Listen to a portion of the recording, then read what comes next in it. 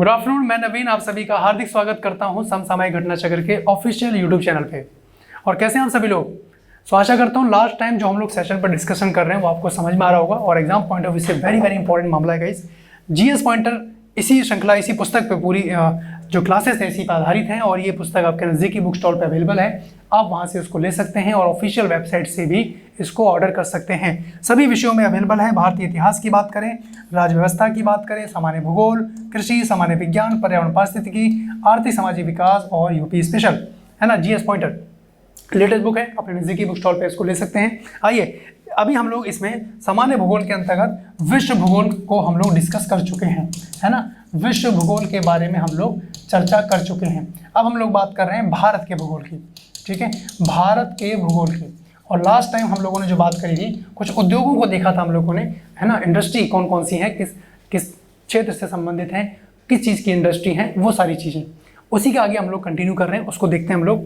देखिए जैसे एक अगला पॉइंट था जो हम लोगों ने लास्ट टाइम पढ़ा था उसके बाद कि भारत में शिवकाशी केंद्र, शिवकाशी जो केंद्र है ये स्थित किया गया है कहाँ पे, तो ये मदुरई, कोयम्बटूर, बेंगलुरु, ये औद्योगिक प्रदेश में इसको स्थापित किया गया है ना। प्रश्न के रूप में आपको एग्जैक्ट ध्यान रखना है ना, कि डायरेक्ट प्रश्न रहेगा, फैक्चुअल प्रश्न रहेगा, तो यहाँ पे ध्यान रखिएगा। अगला देखिए मध्य प्रदेश की अगर बात करें तो मध्य प्रदेश में पीतमपुर। अब ये जो मध्य प्रदेश का जो पीतमपुर है इसको जाना जाता है, किस लिए जाना जाता है, ये आपके सामने प्रश्न के रूप में आ सकता है। तो ध्यान रखें ये ऑटोमोबाइल के लिए जाना जाता है, ठीक है, पीतमपुर। अगला देखिए JSMDC, है ना, JSMDC।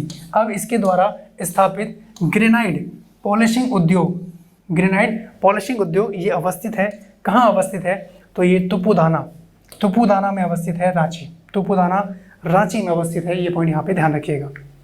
अगला देखिए वाराणसी, प्रयागराज, मुरादाबाद और बरेली। अगर इनकी बात करें तो इनमें से कौन सा वो क्षेत्र है जो सुरमा उद्योग के लिए प्रसिद्ध है, सुरमा उद्योग के लिए, तो वो कौन सा क्षेत्र है, बरेली क्षेत्र है सुरमा उद्योग के लिए, ठीक है, बरेली सुरमा। वाराणसी की बात करें तो ये साड़ी, बनारसी साड़ी के लिए ये प्रसिद्ध है, यहाँ पे ये पॉइंट ध्यान रखिएगा, ठीक है।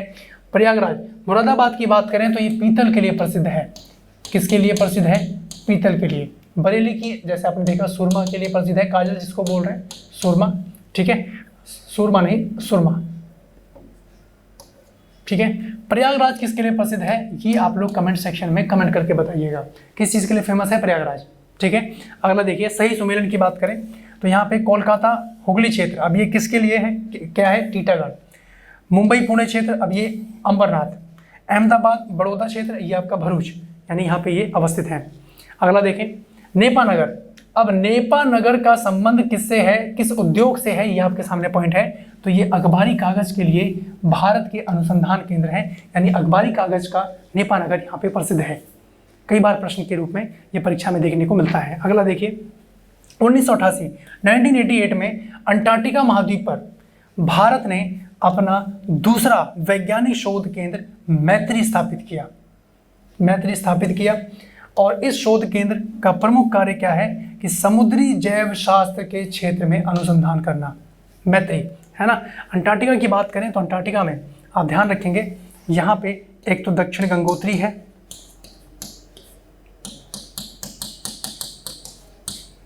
मैत्री है, भारती है ना, मैत्री भारती, यहाँ पे ध्यान रखेंगे।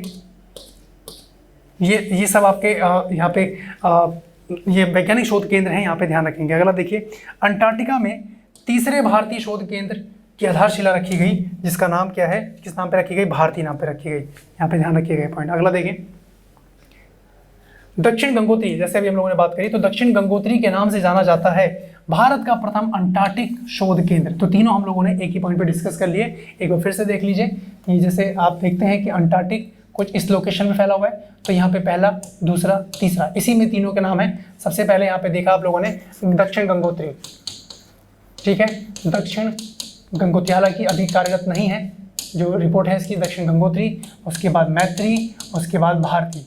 ये 3 पॉइंट यहाँ पे आप लोगों को ध्यान रखने हैं, ठीक है। अगला देखिए international crops research institute, international crop research institute for semi arid tropics, है ना, जिसको हम लोग ICR IST के नाम से जान रहे हैं। ये कहाँ पे है? ये आपका हैदराबाद में देखने को मिलता है। ठीक है जी। DNA फिंगरप्रिंट केंद्र कहाँ पे है? एक पॉइंट यहाँ पे और मेंशन कर लीजिएगा। DNA फिंगरप्रिंट केंद्र, DNA फिंगरप्रिंट केंद्र कहाँ है? ये भी हैदराबाद में है। ये पॉइंट यहाँ पे ध्यान रखेंगे। DNA फिंगरप्रिंट केंद्र कहाँ है? आंख बंद करके आंसर लगाइएगा, हैदराबाद। क्लियर है? अगला देखिए, केंद्रीय शुष्क भूमि कृषि अनुसंधान संस्थान, क्रीडा के नाम से जिसको जाना जा रहा है, ये कहाँ अवस्थित है? ये हैदराबाद में है। कहाँ अवस्थित है? हैदराबाद। ठीक है। अच्छा, एक कई बार पूछा जाता है राष्ट्रीय चावल अनुसंधान संस्थान, एक पॉइंट और मेंशन कर दे रहे हैं, राष्ट्रीय चावल अनुसंधान संस्थान, राष्ट्रीय चावल अनुसंधान संस्थान। तो ये कहाँ है? ये कहाँ पड़ता है? ये कटक में पड़ता है। कटक कहाँ है? उड़ीसा। ठीक है। अगर यहीं पे नाम लग जाए अंतर्राष्ट्रीय, यहीं पे नाम लग जाए अंतर्राष्ट्रीय चावल अनुसंधान संस्थान, तो ये कहाँ है? ये आपको ध्यान रखना है, ये मनीला में है। मनीला क्या है? फिलीपींस की राजधानी, फिलीपींस की राजधानी फिलीपींस में है। अंतर्राष्ट्रीय चावल अनुसंधान की बात करें, संस्थान की बात करें तो फिलीपींस ध्यान रखिएगा, यानी मनीला उसकी राजधानी। और राष्ट्रीय चावल अनुसंधान की बात करें तो यहाँ पे ध्यान रखना है कटक, जो कि उड़ीसा में है। ठीक है। अगला देखिए, इसमें इसका स्क्रीनशॉट ले लीजिएगा आप लोग। अगला देखिए, केंद्रीय शुष्क बागवानी संस्थान, ये कहाँ है? ये बीकानेर में है। ठीक है।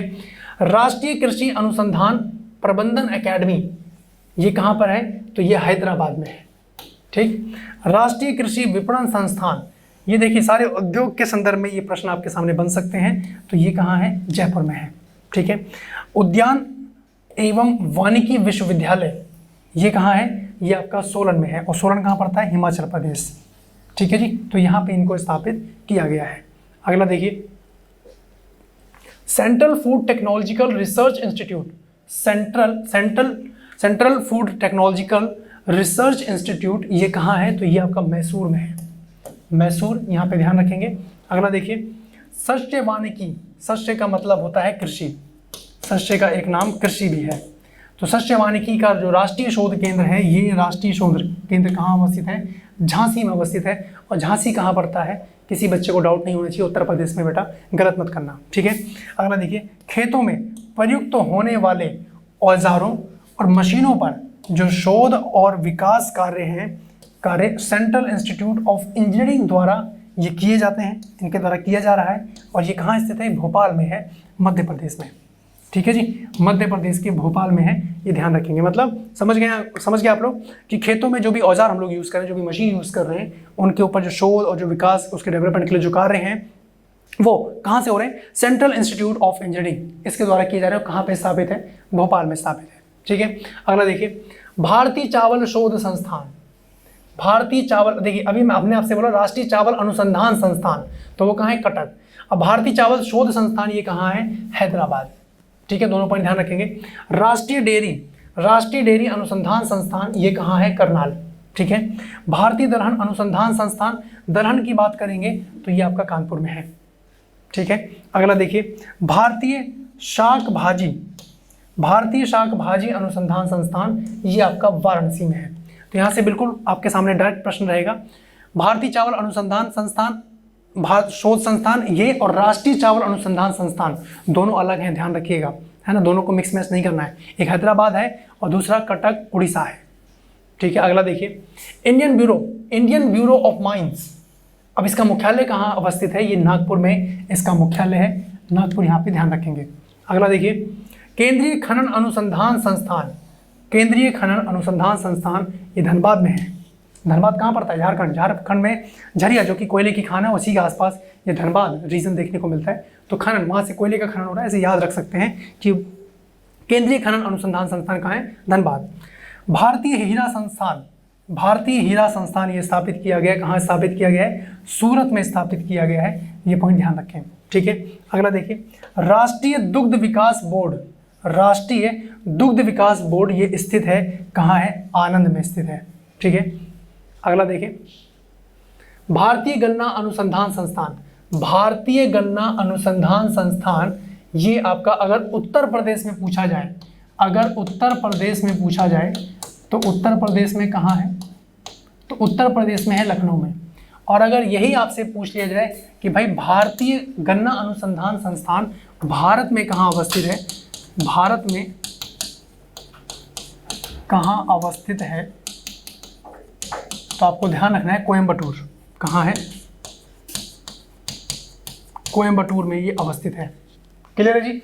अगर उत्तर प्रदेश में पूछा जाए तो लखनऊ, भारत के संदर्भ में पूछा जाए तो कोयम्बटूर आप लोगों को ध्यान रखना है। ठीक है। अब ऐसा मत कहिएगा कि मान लो सर दोनों विकल्प में आ जाए लखनऊ कोयम्बटूर, ठीक है, तो दोनों विकल्प में नहीं होगा, प्रश्न का नेचर अलग होगा, उसके लिए परेशान नहीं होना है। अगला देखिए, राष्ट्रीय एटलस और थीमेटिक मानचित्र, ये जो संगठन है ये कहाँ पे स्थित है, ये कोलकाता में स्थित है, ये पॉइंट यहाँ ध्यान रखें। अगला देखिए, भारत में नेचुरल हिस्ट्री का राष्ट्रीय संग्रहालय कहाँ पर है, नई दिल्ली, मैसूर, भोपाल, सवाई माधोपुर और भुवनेश्वर। ठीक है। अच्छा, एक संग्रहालय के बारे में आपको और बताएं गाइस, यहाँ पे ध्यान रखिएगा, मैडम तुषाद संग्रहालय, मैडम तुषाद संग्रहालय। सबसे पहला पॉइंट कहाँ है, तो ये थोड़ा विदेश की बात कर रहे हैं तो ये लंदन में है ना, मैडम तुषाद संग्रहालय लंदन। अब ये किस चीज़ का संग्रहालय है, जितने भी प्रसिद्ध लोग हैं उनकी मोम की प्रतिमा यहाँ पे स्थापित की जाती है, यानी प्रसिद्ध व्यक्तियों की, आप लिख सकते हैं इसमें, प्रसिद्ध व्यक्तियों की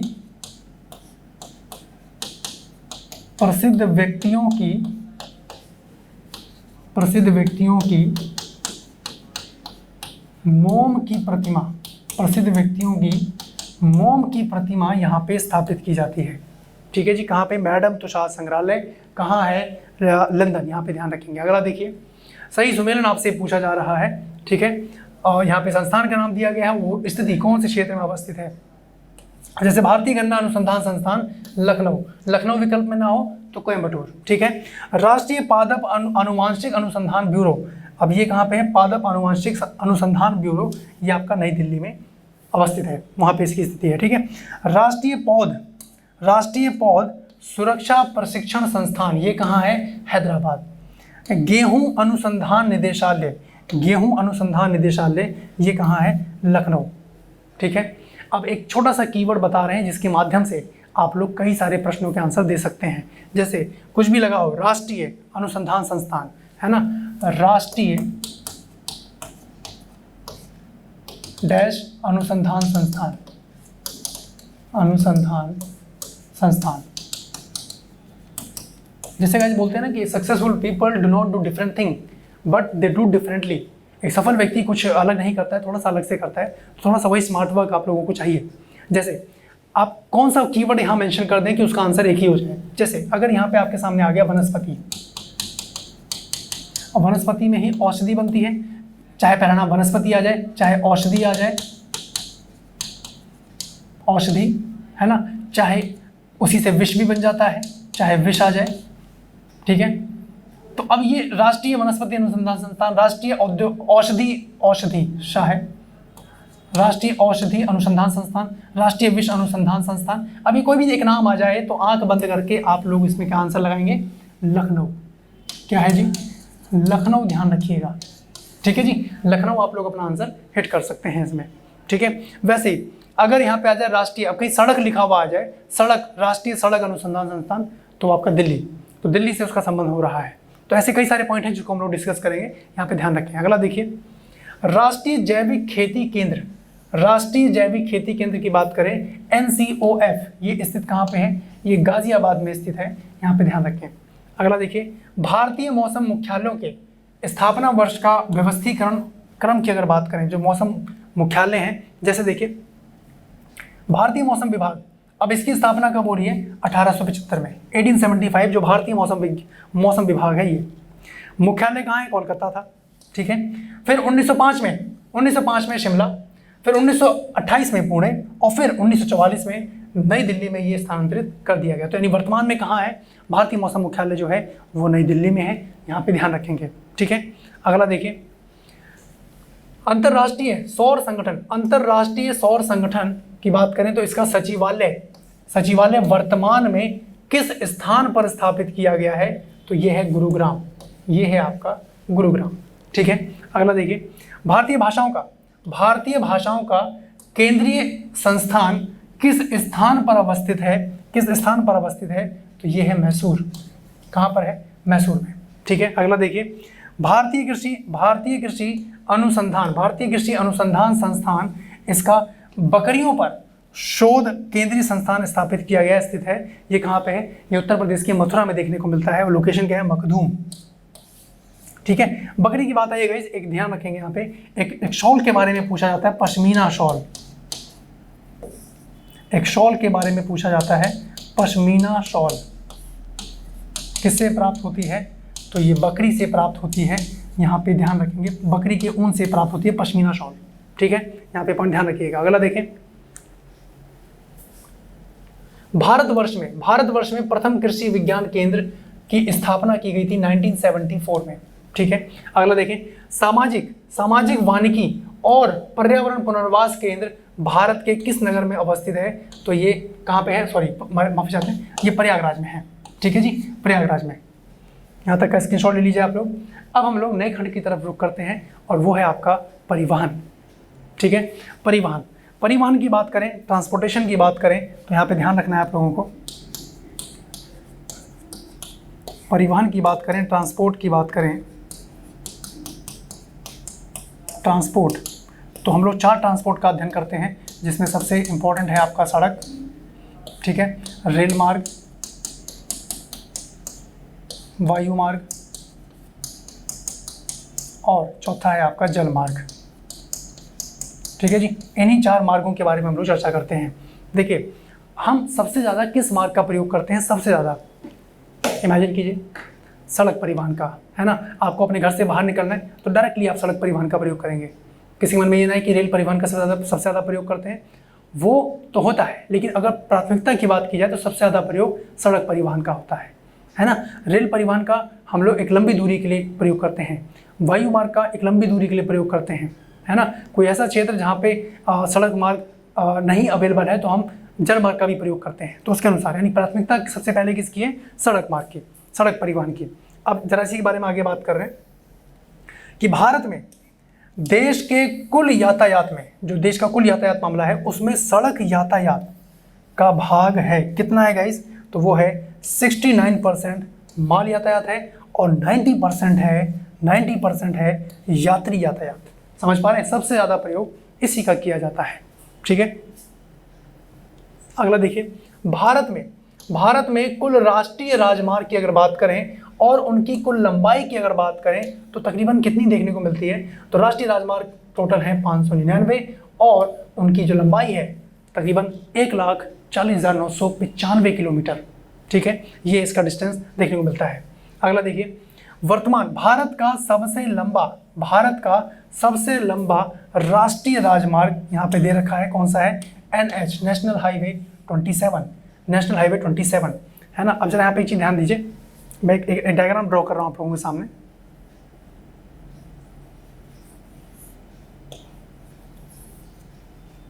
पहले भारत का सबसे लंबा राष्ट्रीय राजमार्ग हुआ करता था, ये कुछ इस तरीके से बना है। ये कौन सा अंक है? ये 7 अंक है ना। तो NH7 हुआ करता था पहले, NH7 हुआ करता था अमृतसर से कन्याकुमारी तक, पहले ये हुआ करता था। ठीक है, लेकिन वर्तमान में अगर वर्तमान की बात करें तो जम्मू कश्मीर से लेकर कन्याकुमारी तक और ये है NH44, है ना। तो अकॉर्डिंग टू क्वेश्चन हम लोग जाएंगे, मान लीजिए विकल्प में ये नहीं था NH44 तो हमने ये हिट किया, तो हमारा जो एग्जैक्ट आंसर हो जाएगा, अगर आपसे पूछा जाए कि भारत का सबसे लंबा राष्ट्रीय राजमार्ग, तो NH44 आप लोग ध्यान रखेंगे ना कि 27, वही विकल्प के अनुसार। ठीक है, अब ये ना कहे कोई कि तो 27 दिया हुआ है, तो विकल्प में NH44 नहीं था, तो ऐसा आपको ध्यान रखना है। तो सबसे लंबा कौन सा है वर्तमान की अगर बात कर रहे हैं तो NH44। ठीक है, अगला देखिए, इसमें भारत के किस राज्य में सड़कों का घनत्व सर्वाधिक है? डेंसिटी सबसे ज़्यादा है। घनत्व जानते हैं आप लोग, जैसे मान लीजिए एक घर ये है, इस घर में रहते हैं 2 लोग, एक घर ये है, इस घर में रहते हैं 3 लोग, एक घर ये है, घरों का साइज में बराबर बना रहा हूँ, और इस घर में रहते हैं, ये भरे पड़े हैं। तो सबसे ज़्यादा घनत्व किस में देखने को मिल रहा है? इस वाले घर में। क्यों? लोगों की संख्या ज़्यादा है ना। प्रति वर्ग स्क्वायर, प्रति वर्ग किलोमीटर में रहने वाले लोगों की जनसंख्या को उस क्षेत्र का घनत्व बोल रहे हैं। प्रति वर्ग किलोमीटर में सड़कों की जो बनाई गए हैं उसका डेंसिटी जो है उसको हम उसका घनत्व बोल रहे हैं। तो सबसे ज़्यादा कहाँ देखने को मिल रहा है? तो सबसे ज़्यादा देखने को मिल रहा है, यहाँ पे ध्यान रखेंगे, केरल में। ठीक है जी, केरल 31 मार्च 2018 की रिपोर्ट के अनुसार। तो यहाँ पे आप लोगों को ध्यान रखना है केरल। ठीक है, चलिए नेक्स्ट पॉइंट की तरफ बात करें। इसका स्क्रीनशॉट ले लीजिएगा आप लोग। आइए नेक्स्ट पॉइंट की तरफ बात करते हैं। अगला देखिए, राष्ट्रीय राजमार्ग क्रम संख्या है 4, NH4 नेशनल हाईवे 4 की बात कर रहे हैं। निम्नलिखित से होकर जाता है। कहाँ से जाता है?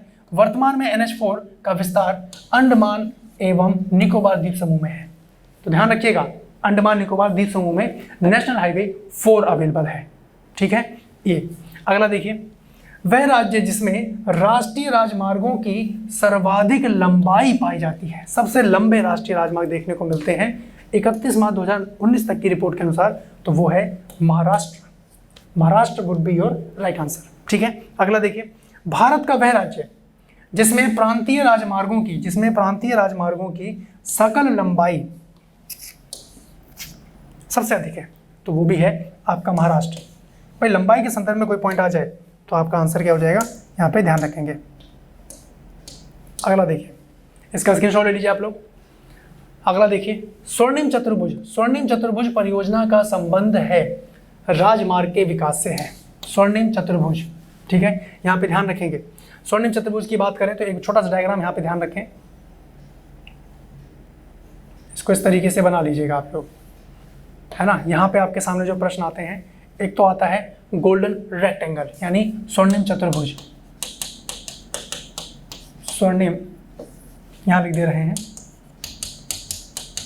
स्वर्णिम चतुर्भुज, ठीक है। और एक आता है आपके सामने स्वर्णिम त्रिभुज, एक आता है आपके सामने स्वर्णिम त्रिभुज।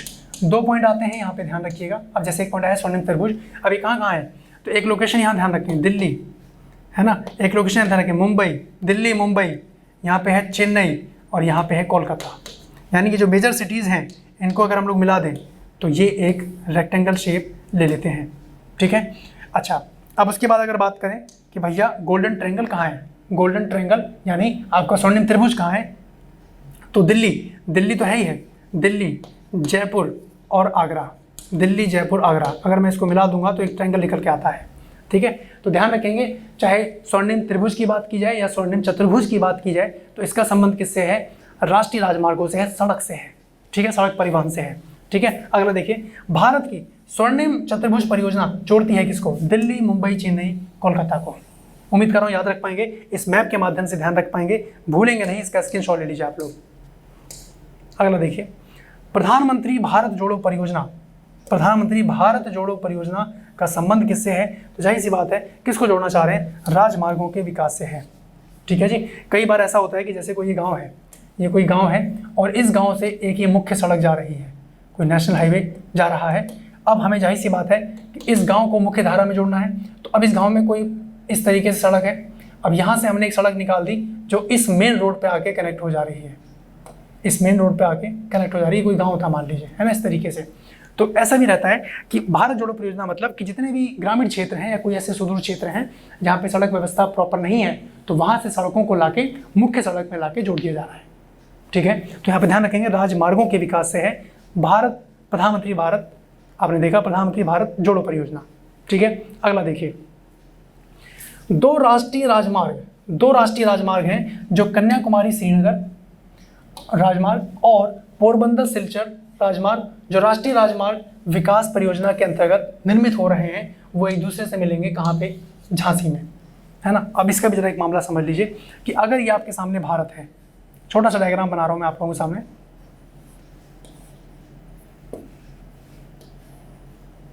एक रफली डायग्राम है गाइस। अगर मैं आप लोगों से बोलूँ कि ये पूर्व हिस्सा है, ये पश्चिम हिस्सा है, ये उत्तर हिस्सा है और ये दक्षिण हिस्सा है, पूर्व पश्चिम उत्तर दक्षिण, ये जो गलियारे मिलेंगे ये कहाँ मिलेंगे, तो ये है आपका झांसी में। ठीक है जी, कहाँ मिलेंगे? झांसी में मिलेंगे। ये पॉइंट यहाँ ध्यान रखिएगा। तो वही है, वही पॉइंट है। 2 राष्ट्रीय राजमार्ग हैं जो कन्याकुमारी श्रीनगर, कन्याकुमारी श्रीनगर कन्याकुमारी, ठीक है। उसके बाद आपका है पोरबंदर सिलचर, पोरबंदर सिलचर, ये राजमार्ग जो राष्ट्रीय राजमार्ग विकास परियोजना के अंतर्गत निर्मित हो रहे हैं और एक दूसरे से मिलेंगे कहाँ पे? झांसी में मिलेंगे। एक पॉइंट यहाँ पे ये बनता है जो हमने लिखा है यहाँ पे कि पूर्व पश्चिम मेंशन कर लेंगे, पूर्व पश्चिम और उत्तर दक्षिण, और उत्तर दक्षिण गलियारा, गलियारा, गलियारा कहाँ मिलते हैं? तो ये भी झांसी में मिलते हैं, यहाँ पे ध्यान रखेंगे। ठीक है, अगला देखिए यहाँ पे, इसका स्क्रीनशॉट ले लीजिए, वेरी वेरी इंपॉर्टेंट पॉइंट। अगला देखिए, उत्तर दक्षिण गलियारे, उत्तर दक्षिण गलियारे या नॉर्थ साउथ कॉरिडोर जिसको बोल रहे हैं, नॉर्थ साउथ कॉरिडोर जिसको बोल रहे हैं, इस पर स्थित नगरों यथा नागपुर, आगरा, कृष्णागिरी और ग्वालियर का उत्तर से दक्षिण क्यों क्रम लगाना है। जो नॉर्थ साउथ कॉरिडोर है इसकी बात हो रही है। ठीक है, आगरा है, ग्वालियर है, फिर नागपुर है और फिर कृष्णागिरी है। ये इसका कैसे क्रम है? उत्तर से दक्षिण की ओर क्रम, यानी पहले आगरा, फिर ग्वालियर, फिर नागपुर, फिर आपका कृष्णागिरी। इस तरीके से यहाँ पे ध्यान रखेंगे। इसका स्क्रीनशॉट लीजिए आप लोग। अगला पॉइंट देखें, माफी चाहते हैं। महाराष्ट्र में 6 पथ एक्सप्रेस मार्ग, 6 लेन जिसको बोलते हैं, के द्वारा संबंध किया गया है। तो कहाँ पे? मुंबई तथा पुणे। ठीक है जी। और 6 लेन उत्तर प्रदेश की अगर बात करें, 6 लेन यूपी में कहाँ बनाई गई है? तो ध्यान रखेंगे गाजियाबाद। ठीक है जी, गाजियाबाद में 6 लेन यहाँ पे बन चुकी है। ठीक है, ओके। अगला देखें, प्रधानमंत्री की ग्राम सड़क योजना है। ग्राम सड़क योजना क्या है? कि भैया उन गांवों में सामुदायिक जीवन के विकास हेतु जो सड़क से भली भांति संबंध नहीं है, ग्राम सड़क योजना इसके संदर्भ में यहाँ पे आ जाती है। ठीक है, अच्छा। अब जैसे आपने देखा 6 लेन यूपी गाजियाबाद में है। यहाँ पे एक पॉइंट और ध्यान रखेंगे, भारत की एक पॉइंट और बना के नोट कर सकते हैं, भारत की सबसे बड़ी एलिवेटेड रोड, भारत की सबसे बड़ी एलिवेटेड रोड ये कहाँ है? ये भी आपकी गाजियाबाद में है, ये भी आपकी गाजियाबाद में है। और गाजियाबाद में कहाँ है? हिंडन नदी के किनारे, हिंडन नदी या नहर कह लो, हिंडन नदी के तट पर। इसका मतलब क्या है? अब यहाँ पे एक शब्द आप लोगों के सामने आया, एलिवेटेड रोड। इसका मतलब क्या है? जरा एक चीज़ समझिए कि जैसे मान लीजिए ये कोई नदी बह रही है ना, ये कोई नदी बह रही है और हमने इसके ऊपर, और यहाँ पे सड़क जा रही थी, यहाँ पे ये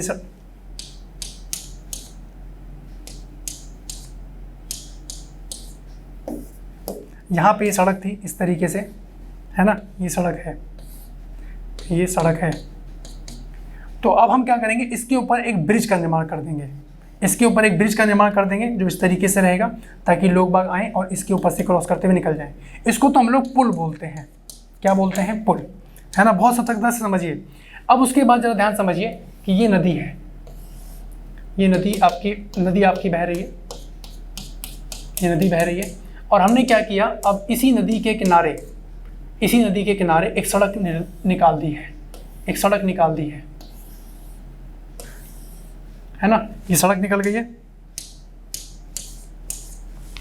नहीं चेंज हो रहा है, कोई बात नहीं, समझने के लिए समझिए इसमें, है ना। इस नदी के किनारे सड़क निकाल दी है और ये पुल के ऊपर टिकी है पूरी की पूरी सड़क। इसको बोलते हैं एलिवेटेड रोड। समझ पाए हैं? यानी एक ऐसी लंबी रोड जो पुल के ऊपर टिकी हुई है। पुल तो हो गया ब्रिज, जो एक नदी को पार करने के लिए हम लोग बना रहे हैं, दूसरी सड़क से हम लोग जोड़ सकें। एलिवेटेड रोड का मतलब क्या है? उम्मीद कर रहा हूँ क्लियर हो गया होगा। एक ऐसी सड़क जो है तो पुल के ऊपर लेकिन नदी के किनारे है ना, नहर के किनारे है। तो आप देख सकते हैं भारत की सबसे बड़ी एलिवेटेड रोड कहाँ है? गाजियाबाद, हिंडन नदी के तट पे, ध्यान रखिएगा। ठीक है, आइए इसका स्क्रीनशॉट ले लीजिए, नेक्स्ट पॉइंट की तरफ बात करें। देखिए अगला पॉइंट देखिए यहाँ पे, भारतीय राज्यों जिसमें पंजाब, महाराष्ट्र, तमिलनाडु और हरियाणा, इनके प्रति 1000 वर्ग किलोमीटर क्षेत्र में उनकी भूतल मार्गों की लंबाई के अवरोही क्रम में सही अनुक्रम बताना है आपको, अवरोही क्रम, है ना। जहाँ पे हम देखते हैं पंजाब, तमिलनाडु, महाराष्ट्र और हरियाणा, ये इनका अवरोही क्रम यहाँ देखने को मिलता है। अगला देखिए, जवाहर सुरंग। जवाहर सुरंग ये गुजरती है तो बनिहाल दर्रा है, यहाँ पे ध्यान रखेंगे, जवाहर सुरंग बनिहाल दर्रा, ठीक है। इसका स्क्रीनशॉट ले लीजिए आप लोग। नेक्स्ट पॉइंट की तरफ बात करते हैं। अगला पॉइंट देखिए, अगला पॉइंट है, यदि आप कोहिमा से कोट्यम की यात्रा सड़क मार्ग से करते हैं और आपको मूल स्थान और गंतव्य स्थान को मिलाकर भारत के अंदर कम से कम कितने राज्यों से होकर गुजरना होगा। कोहिमा और कोट्यम की यात्रा कर रहे हैं तो कम से कम 7 राज्यों से होकर आप लोगों को होकर गुजरना होगा। ये स्टेटमेंट ध्यान रखिएगा, हूबहू प्रश्न मिलने की बिल्कुल संभावना है यहाँ पे, ठीक है। अगला पॉइंट देखें इसमें, इंदौर से जयपुर को जोड़ने वाला राष्ट्रीय राजमार्ग, ये संशोधित नंबर सामने आया है, वो है NH52, ठीक है जी। और जितने भी राष्ट्रीय राजमार्ग का कार्यक्रम है, करता कौन है? राष्ट्रीय राजमार्ग की बात करें तो ये करता है NHAI, नेशनल हाईवे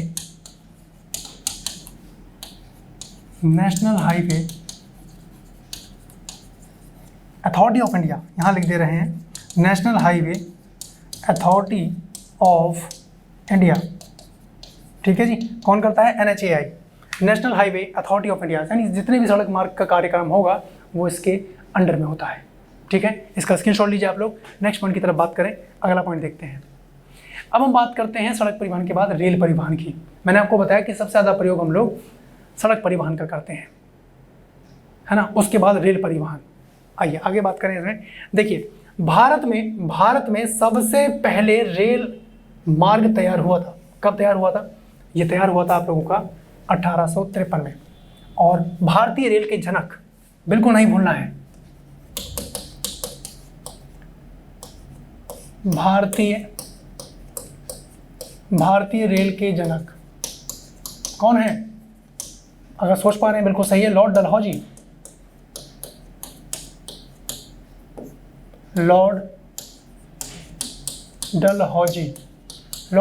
हैं। भारतीय रेलवे के जनक कौन है? लॉर्ड डलहौजी हैं। यहाँ पे पॉइंट ध्यान रखें, ऊपर नहीं लेता है, चलिए कोई बात नहीं, है ना। अगला देखिए, भारत की पहली रेलवे लाइन बनी मुंबई से थाने के बीच बनी जब 1853 में शुरू की गई, लॉर्ड डलहौजी के अंडर में, गाइडेंस में आप कह सकते हैं।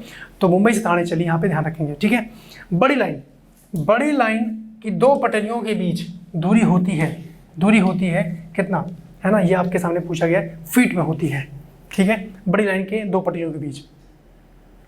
अगला देखिए, भारत के रेल मंत्रालय की बुलेट ट्रेन चलाने की योजना है, ये कहाँ है? मुंबई से अहमदाबाद के बीच बुलेट ट्रेन चलाने की योजना है। अब आपके सामने राइट स्टेटमेंट के बारे में प्रश्न है, सत्य कथन आपको यहाँ पे देखना है। जैसे उत्तर पश्चिम रेलवे का मुख्यालय की बात करें तो वो जयपुर में स्थित है। फेयरी क्वीन विश्व के सबसे पुराने चालू इंजन को प्रयोग करने वाली पहली गाड़ी है, फेयरी क्वीन, ठीक है। भारतीय रेलवे इसके द्वारा वन्य जीवन विरासत स्थलों की यात्रा आयोजित करता है। भारतीय रेलवे जो है, यहाँ पे ध्यान रखेंगे। अगला देखिए, यद्यपि रेलवे जो है भारत में सबसे अधिक व्यापक परिवहन साधन है, परंतु स्वतंत्रता के बाद की अधिकांश अवधि में सड़क परिवहन का सर्वाधिक प्रोत्साहन मिला है। अब इसका रीज़न क्या है ये आपको समझना है। मैंने जैसे कि आपसे कहा कि सबसे ज़्यादा आप लोग सड़क परिवहन का प्रयोग करते हैं, है कि नहीं है। देखिए, अब इसमें क्या है कि रेल परिवहन परिचालन में सस्ता है ना, और उसकी संबंध पूंजी लागत बहुत अधिक है। मानव बस्तियों का भौगोलिक विस्तार की अगर बात करें तो इतना अधिक है कि केवल रेलवे से ही परिवहन की सारी आवश्यकताओं की पूर्ति की आशा करना वास्तविक नहीं है। बिल्कुल कॉमन सेंस वाला पॉइंट है ना। उसके बाद रेलवे का स्वरूप, इसका कलर चेंज कर लें, सब मिक्स मैच दिख रहा होगा, वैसे नहीं है। रेलवे का स्वरूप जो है अविभाज्य है होने के कारण जनता के प्राय इसका लाभ उठाना उतना सुविधाजनक नहीं होता जितना निजी कारों बसों, दोपहिया वाहनों से लाभ उठाना होता है। भाई जाहिर सी बात है, अगर आपको अपने घर से 10 किलोमीटर का डिस्टेंस कवर करना है ना, तो जाहिर सी बात है सबसे पहली प्राथमिकता आपकी होती है कि बाइक उठाओ, सीधा पहुंचो। बाइक नहीं है, ऑटो पकड़ो, सीधा जाओ, यानी सड़क परिवहन का इस्तेमाल कर रहे हैं।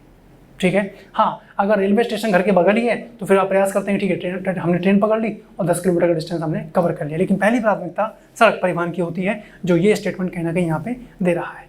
इसका स्क्रीनशॉट लीजिए आप लोग। अगला देखिए, डीजल रेल इंजन, जो डीजल रेल इंजन है ये बनाए जाते हैं, कहाँ बनाए जाते हैं, ये आपके सामने प्रश्न है। ये मडुवाडीह वाराणसी में बनाए जाते हैं। रेलवे इंजन जो है, रेल इंजन, डीजल के रेल इंजन मडुवाडीह और वाराणसी में। ठीक है। रेलवे का जोन मुख्यालय जो है वो हाजीपुर, ये कहाँ है, ये बिहार में स्थित है। ठीक है। अगला देखिए, उत्तर मध्य रेलवे जोन जो मुख्यालय है, क्षेत्र का मुख्यालय, ये कहाँ है, प्रयागराज में है, उत्तर मध्य रेलवे का। ठीक है। उत्तर पूर्व, एक पॉइंट जो आपको कंफ्यूज कर सकता है, उत्तर पूर्व रेलवे का मुख्यालय। अब जो बच्चा नहीं पढ़ा होता है वो उत्तर पूर्व यानी उत्तर पूर्व भारत में चला जाता है, नॉर्थ ईस्ट में चला जाता है, जहाँ पे असम, अरुणाचल प्रदेश, मेघालय, त्रिपुरा इनको देख रहा होता है। लेकिन राइट आंसर है उत्तर प्रदेश में ये गोरखपुर। तो उत्तर पूर्व रेलवे का मुख्यालय कहाँ है, गोरखपुर है। ये पॉइंट यहाँ पे आप लोग ध्यान रखिएगा। ठीक है। चलिए अगला देखिए, पंजाब, तमिलनाडु, उड़ीसा और पश्चिम बंगाल, अगर इनकी बात करें तो इनमें से वह कौन सा राज्य है जहां यात्री रेल डिब्बों का बड़ी मात्रा में निर्माण होता है। पंजाब का कपूरथला और तमिलनाडु, है ना। पंजाब और तमिलनाडु, ध्यान रखेंगे, रेल के डिब्बे बड़ी मात्रा में यहाँ पे निर्मित किए जाते हैं। तो पंजाब और तमिलनाडु, दो रीजन आप यहाँ पे ध्यान रखें। ठीक है। अगला देखिए, रेलवे स्टाफ कॉलेज स्थित है, कहाँ स्थित है, तो बड़ौदा में स्थित है। कहाँ है, बड़ौदा। ठीक है। अगला देखिए, साल की लकड़ी का उपयोग अधिकतर होता है रेलवे स्लीपर बनाने के उद्योग में। जो आप देखते हैं ये रेल की पटरी है और यहाँ पे ये रेल की पटरी है और यहाँ पे देखते हैं लकड़ी लगी रहती है, देखें ये वही मामला है। ठीक है। और ट्रेन चल पड़ती है। अगला देखिए, तीसरी रेल कोच फैक्ट्री स्थापित की जा रही है, कहाँ की जा रही है, रायबरेली में। तीसरी रेल कोच फैक्ट्री रायबरेली में स्थापित की जा रही है, पॉइंट ध्यान रखें। अगला देखिए, वह जहां पर प्रथम सीएनजी ट्रेन शुरू की गई, सीएनजी ट्रेन रेवाड़ी रोहतक खंड पर यह शुरू की गई है। ठीक है। एक इंपॉर्टेंट पॉइंट यहाँ पे ध्यान रखिएगा जो आपके एग्जाम में आ सकता है। फिर से एक मैप ड्रॉ कर रहे हैं, जहां जहां मैप की आवश्यकता पड़े तुरंत ड्रॉ कीजिए बिना आलस किए। दोबारा बना देते हैं।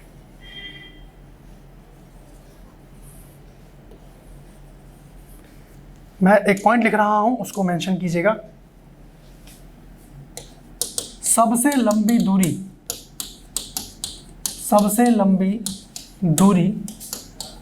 तय करने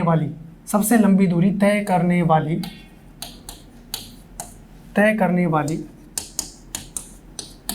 रेलगाड़ी कौन सी है सर, नाम ध्यान रखेंगे, है ना, वो है विवेक एक्सप्रेस। क्या नाम है, मैं लिख दे रहा हूं, विवेक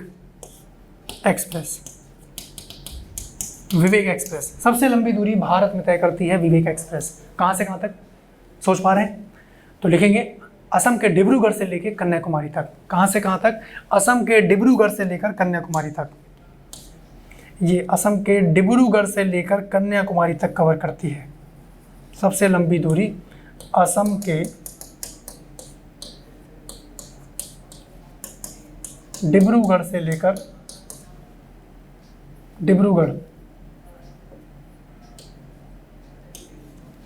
कन्याकुमारी तक। ठीक है जी। तो उम्मीद करूंगा कि कभी भूलिएगा नहीं, सबसे लंबी दूरी तय करने वाली भारत की एकमात्र ट्रेन विवेक एक्सप्रेस है, जो कि असम के डिब्रूगढ़ से लेकर कन्याकुमारी तक है। क्लियर है यहाँ तक। आइए नेक्स्ट पॉइंट की तरफ बात करें। तो ये आप देख लिए, इसका स्क्रीनशॉट ले लीजिए। नेक्स्ट पॉइंट की तरफ बात करते हैं। अगला पॉइंट देखिए, वह पहला राज्य जहां पीपीपी मॉडल पर रेल ट्रैक बनाया गया है, तो वो कौन सा है, तो वो गुजरात में है। ये पॉइंट यहाँ पे ध्यान रखिएगा। ठीक है। गुजरात में बनाया गया है पहला पीपीपी मॉडल पर आधारित। ठीक है, आइए नेक्स्ट पॉइंट देखिए। कोंकण रेलवे जोड़ता है किसको? रोहा से मंगलूर को जोड़ता है। बिल्कुल फैक्चुअल पॉइंट आपके सामने देखने को आ सकता है। अगला देखिए, कोंकण रेलवे से सर्वाधिक लाभान्वित राज्य कौन से हैं? भाई रोहा से मंगलूर तो जोड़ रहा है, लेकिन कहाँ से कहाँ तक? गोवा, कर्नाटक, महाराष्ट्र और केरल, एक लंबा ये भी क्षेत्र कवर कर रहा है। तो यहाँ पे पॉइंट यहाँ पे ध्यान रख सकते हैं। ठीक है, इससे पहले वाला जो पॉइंट आप लोग देखें कि अगर लंबी दूरी के संदर्भ में बात कर रहे हैं तो एक तो आपका ट्रेन आ जाता है विवेक एक्सप्रेस, जो कि आपका असम के डिब्रूगढ़ से लेके कन्याकुमारी तक जा रहा है। यहाँ पे पॉइंट आपको ध्यान रखना है। लेकिन दूसरा बात कर रहे हैं, जैसे हमने देखा कोंकण रेलवे है ना, तो ये आपका रोहा से मंगलूर तक आता है। यहाँ पे पॉइंट ध्यान रखें। अगला देखिए, वह दो रेलवे स्टेशन कौन है जिन्हें जोड़ने वाली रेल लाइन को यूनेस्को ने धरोहर के रूप में मान्यता दी है? तो सिलीगुड़ी है और दार्जिलिंग है। ये दो पॉइंट यहाँ पे ध्यान रखें, सिलीगुड़ी और दार्जिलिंग। ठीक है, अगला देखिए, भारत में वह राज्य जो रेल सेवा से वंचित है, सिक्किम। रेल सेवा से वंचित है सिक्किम, यहाँ पे ध्यान रखेंगे। ठीक है, अगला देखिए, रेल सुरंगों का लंबाई के अनुसार सही अवरोही क्रम आपको बताना है, जिसमें पीर पंजाल है, कारबुद है, नाथुवाड़ी है और बरदेवाती है। ठीक है, यहाँ पे पॉइंट ध्यान रखें। सो गाइज, आज के सेशन में इतना ही रखते हैं और नेक्स्ट क्लास में हम लोग इसी को ट्रांसपोर्ट टॉपिक को कवर कर रहे होंगे और देखेंगे रेलवे से संबंधित और क्या क्या मामला है, जल परिवहन है, वायु परिवहन है। बहुत ही महत्वपूर्ण पॉइंट जो आपके एग्जाम के लिए इंपॉर्टेंट है। ठीक है, तो मिलते हैं फिर, तब तक अपना ध्यान रखिए। बाय बाय, टेक केयर, जय हिंद।